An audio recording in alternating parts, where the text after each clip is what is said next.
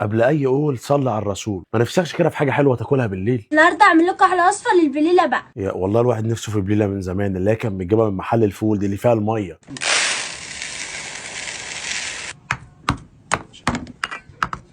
يا حبيبي احنا بنقول بليله يعني يعني عايزين حاجه بسيطه مش بالخير ده كله. عين جمل وزبيب ما شاء الله، ده باين ان انا اللي بجيبها دي ميه غسيل القدره.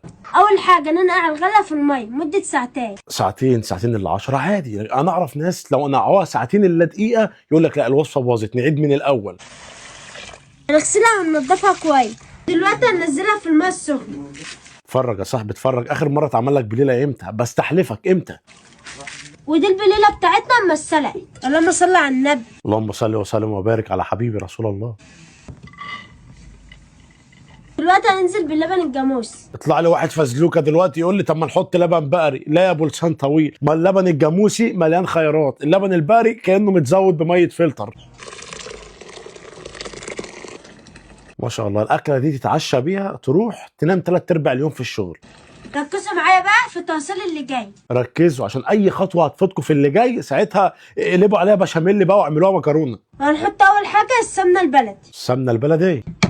معلقه قشطه بلدي. كيلو القشطه بكام؟ 800 جنيه. ليه يا باشا انت حالبها من ايه؟ اللهم صل على النبي.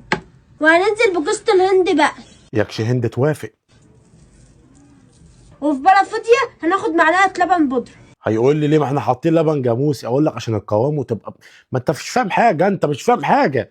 هننزل بمعلقه نشا بقى. اللهم صل على النبي. واخر حاجه ربع معلقه فانيليا. في دراسه عملوها يعني انا واصحابي الصراحه يعني ان 3/4 الامهات بيقولوا فانيليا ما بيقولوش فانيليا، وما تفهمش ليه. وهننزل بالميه ونقلبه. وننزل بيهم على البليل. انا مستعد اكلها وهي كده، الوش اللي هو بيبقى ايه في الصفار بتاع الزبده مش فاهم حاجه، انت مش فاهم حاجه. اللهم صل على النبي. واخر حاجه نحط السكر ونقلب المكونات في بعضها. احنا كل ده بنمهد، ده احنا لسه هننزل بالمكسرات. خد بالك احنا بنحضر لايه.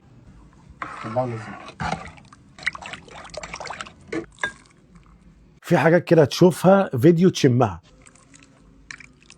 اللهم صل على النبي. شايفين الجمال؟ لا خش عليهم بقى بالتقيل بقى، عرفيهم واحنا بنحضر ليه. لسه كمان اما نزينها. هيطلع لك كده يعني ارديحي من غير ما لا ما ينفعش. هننزل باول حاجه جوز الهند.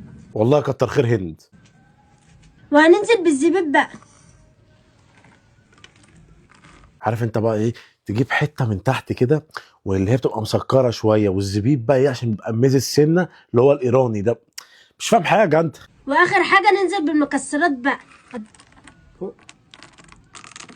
مش عارف هتتفقوا معايا ولا لا، بس انا مش من هواة المكسرات على البليله بصراحه. ودي بقى كوبايه بليله هتدفيك 5 ايام. وهتقعدك من الشغل 5 ايام برضه. بقى قابلني لو عرفت تصحى وانت هتلاقي حمو كده بقى.